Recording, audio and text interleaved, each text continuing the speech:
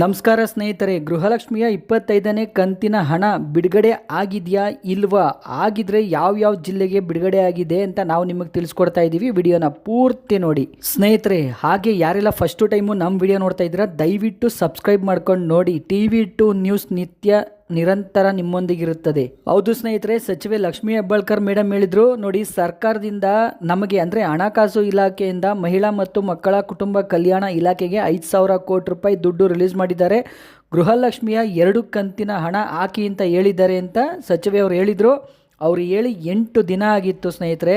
ಆ 8 ದಿನದಿಂದ ಗೃಹಲಕ್ಷ್ಮಿಯ 25ನೇ ಕಂತಿನ ಹಣ ಮೊದಲನೇ ಹಂತದಲ್ಲಿ ಅಂದರೆ ಜಸ್ಟ್ 1-2% ಜನರಿಗಷ್ಟೇ ಬಿಡುಗಡೆ ಆಗಿತ್ತು.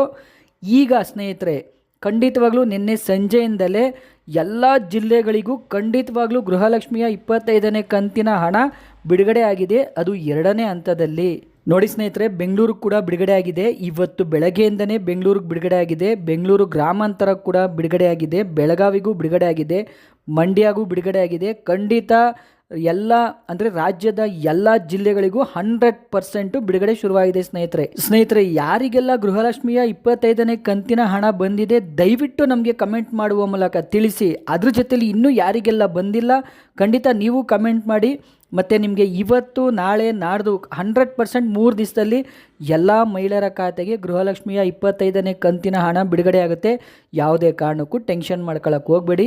ಯಾವುದೇ ಕ್ಷಣದಲ್ಲಾದರೂ ನಿಮ್ಮ ಖಾತೆಗಳಿಗೆ ಒಂದೇ ಒಂದು ಕಂತಿನ ಹಣ ಬಿಡುಗಡೆ ಆಗಿದೆ. ಇನ್ನೊಂದು ಕಂತಿನ ಹಣ ಸದ್ಯಕ್ಕೆ ಬಿಡುಗಡೆ ಆಗಿಲ್ಲ. ಬಿಡುಗಡೆ ಆದರೆ ನಾವೇ ನಿಮಗೆ ತಿಳಿಸ್ಕೊಡ್ತೀವಿ ಸ್ನೇಹಿತರೆ.